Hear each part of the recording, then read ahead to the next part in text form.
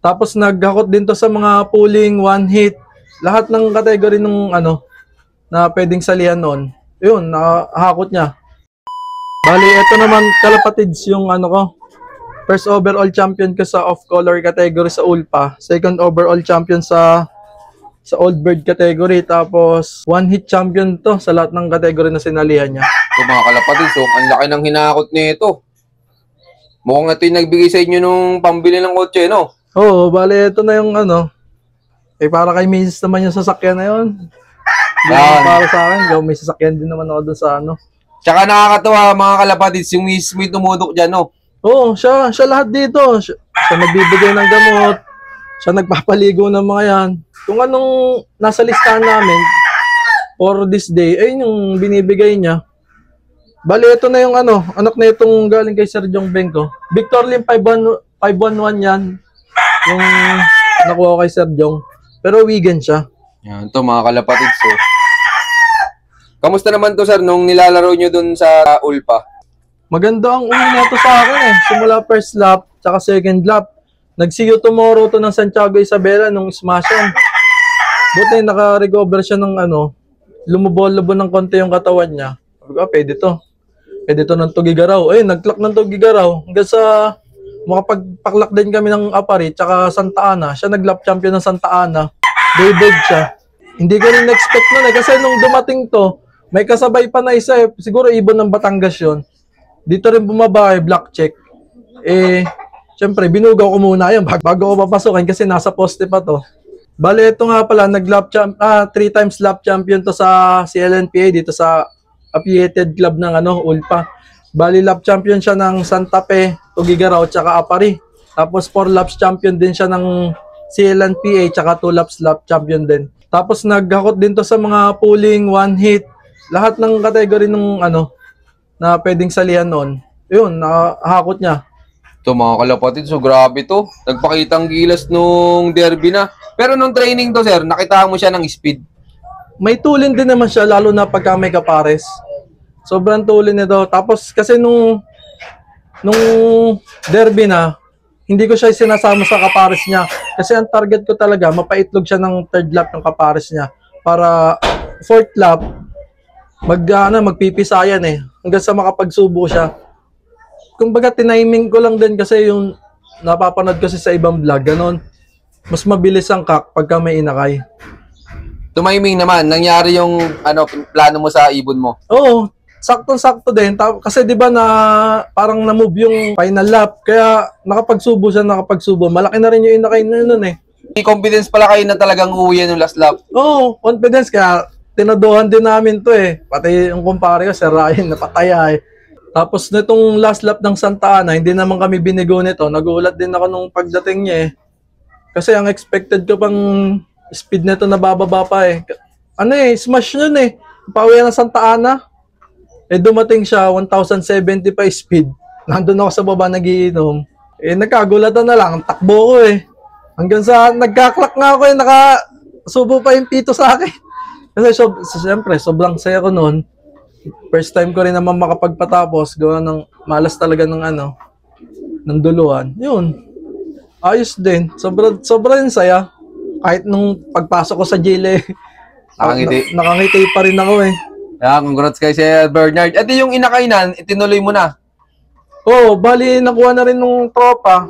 May bumili na. Nagpunta dito, sabi niya, pre, silipin ko nga yung champion mo dyan. Yung pala, kukunin na yung anak.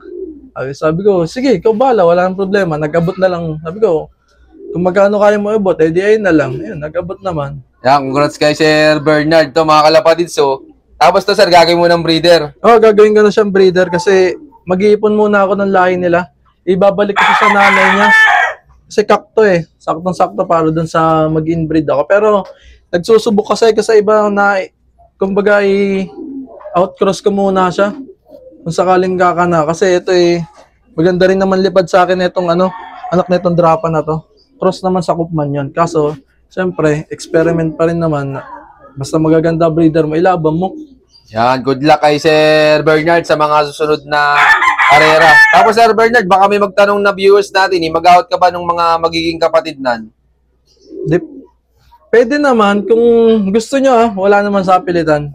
Pag-usapan natin kung magkano, kung saan nyo gustong ibangga. Kasi nandito naman mga breeder, yung nanay, tatay.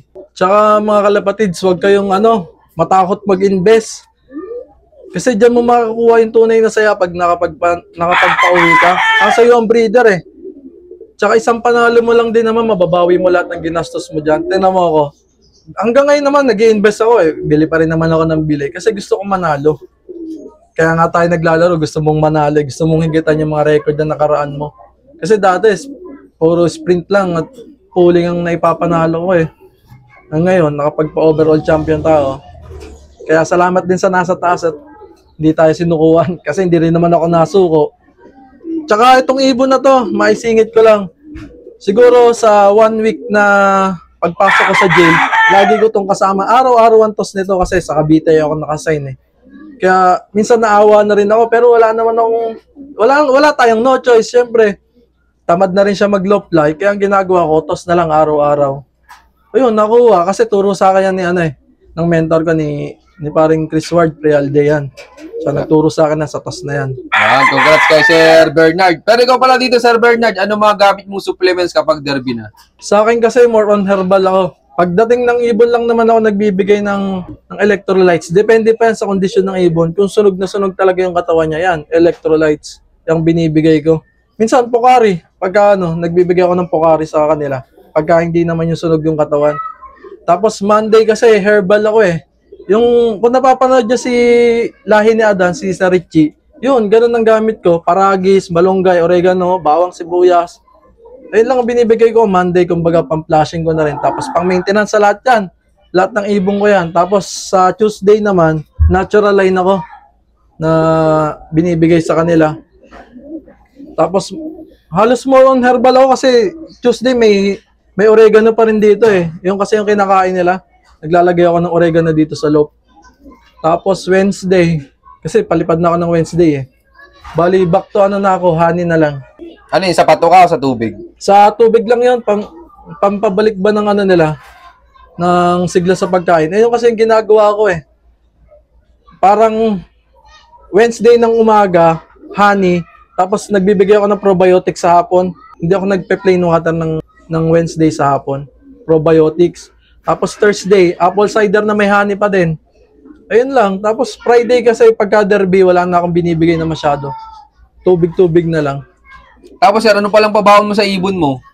Ang madalas ko lang naman kasi pabaon sa ibon ko Rhea B Complex. Ayan, Rhea B Complex. Pero hindi ko sinusubo ng mismong mismong loading day. Bali, Wednesday ng gabi, pagka nakita kong magana na kumain yan, nagbibigay na ako nan. Gabi yan. Tapos Thursday, nagbibigay ako ng fish oil. Thursday ng gabi. Hindi ako nawawalan ng dyan. Ng fish oil sa Thursday ng gabi kasi kailangan nila yun Yan, maraming salamat po, Sir Bernard. Pero Sir Bernard, ikaw, ano mabibigay mo pa sa mga viewers natin dyan na hindi pa pinapaalad sa karera? Para sa akin huwag kang susuko sa gusto mong makuha ba. Paghirapan mo, invest ka, mag-toss ka. Kasi yun yung kulang sa akin nun siguro kaya hindi ako nakapagpadulo. Nung sinubukan ko yung pagtotos na tinuro sa akin ni paring Chris Ward, yun. Nakachamba naman tayo kahit papano. Worth it ba yung pagod mo? Kasi kung iaasa lahat natin sa ibon yan, hindi natin makukuha yung panalo. Nandun na yung magaling na ibon mo Magaling ka ba? Diba? Yun yung tanong mo lagi sa sarili mo Kasi hindi naman kaya ng ibon na siya lang Dapat bigay mo din yung yung suporta mo na kailangan nila. Yung sipag ba? Kasi doon yan nagsisimula Kung tamad ka, bakit sisipagin ba ang ibon mo na lumipad? Sa akin nga ngayon, yung mga flyers ko tamad Ngayon, nagpo-first fly ako, bugbog din sila sa toss. Pero hindi nakagaya nung North na toss na araw-araw. Siguro 4 times a week, nagtotos ako. Sa kanila yon. Yun, maraming salamat po, Sir Bernard.